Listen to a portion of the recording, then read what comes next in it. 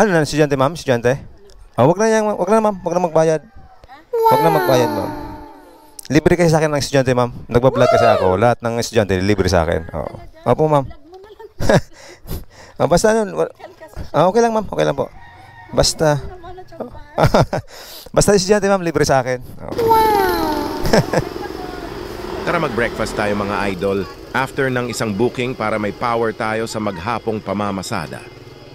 Masarap ang palabok ni nanay mga idol. Baka mapadaan kayo dito, try nyo po. Pa-cute-cute muna tayo mga idol habang kumakain. Baka may dumaang chicks eh. Ha, joke lang po, ha. Baka maniwala kayo eh. Good boy tayo.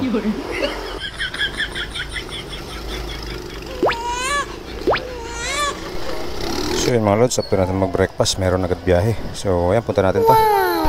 Sa kabilang subdivision ata to. Laging maalalay, hindi ako lalayo.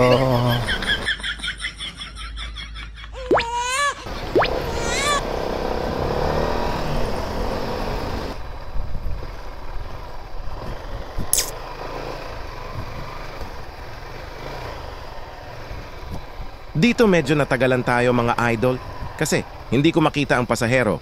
Wala sa nakapin location sila madam. Tawagan natin mga lods at baka hindi tayo napansin. So yun mga lods, mukhang mag-aantay tayo na matagal-tagal. Hindi nag-ring yung cellphone, hindi nag-reply. So sana wag naman mag-cancel at kawawa tayo. 2,000 years later. Hello? Opo, ma'am. Sir, naka-attendance pa po kayo? Dito po sapat ng nung nakapin na location, ma'am, sa may tindahan. Ginamit yung location ko dito kasi kuya sa may di ba yung Suki Financing papasok kami eh. Andito ko, ma'am, pumasok po ako dito sa may ano ba to? Ano ba nakalagay dito? Dalawang tindahan, dalawang malaking bahay, tapos may tindahan sa gilid. Hi, ma'am. Okay po. Pupunta siya doon sa diagnostic. Nakalagay dyan, di ba? Okay, basta sundan ko na to. Hindi alam ng anak ko yun eh. Pasuyo na napaka-draft of Sige, ma'am. Nakapin naman dito, ma'am. kasi mag-medical siya. Sige po, sige po. Yung pamasahin mo, bigyan mo na kay kuya. Ano na, estudyante, ma'am? Estudyante? Wag na yan, wag na ma'am. Wag na magbayad. Wag na magbayad, ma'am. Bakit hindi? Libre kasi sa akin ng estudyante, ma'am. Nagbablog kasi ako. Lahat ng estudyante libre sa akin. Opo, ma'am. Basta ano, okay lang, ma'am. Okay lang po. Basta. Basta estudyante, ma'am, libre sa akin. Di naman, biniblog lang yung biyahe namin, yung para kung anong mangyayari. Baka safety na din, para kung anong mangyayari sa daan, makikita namin, parang gano'n. Ay, pasok na lang po, ma'am. Estudyante lang naman. Apo.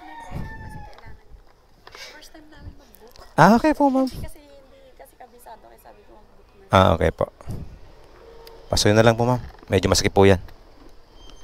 Yeah. Saan ka dito sa lipa? Ludlud po ako, ma'am. Opo. May drop up ako dito kanina sa Pwede sa loob, ma'am, yung mo, bag nyo po. Kaya niya na. Ayan na po yan. Kaya niya na yun. Sige po. Maraming salamat. Sige po. Okay po, ma'am. Welcome po.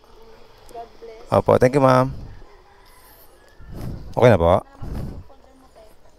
Makali pa rin, ma'am. Pakihapag po na maayos. Okay po, ma'am.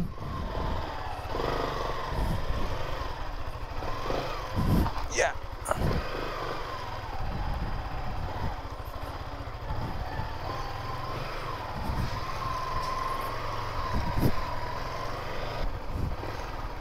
Magpapamedical kayo, ma'am? 2,000 years later. So, complete trip mga lods. So, ayan, complete trip. 73 sana yung pamasahe. Thank you, ma'am. Sige pa. Thank you pa.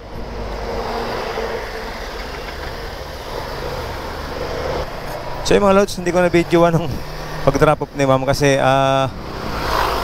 biglaan yung akala ko namin makakalagpas na kami. So, anyway, maraming salamat, ma'am, sa pagsakay. At sana clear naman yung maging resulta. Kasi meron siyang ano, natawag doon mga lods, tawag doon. Medical. Nagpapamedical siya doon sa ano, sa clinic na 'yon. So, pagkas muna tayo mga lods habang nag-aantay ng pasahero. So, ayun, tara.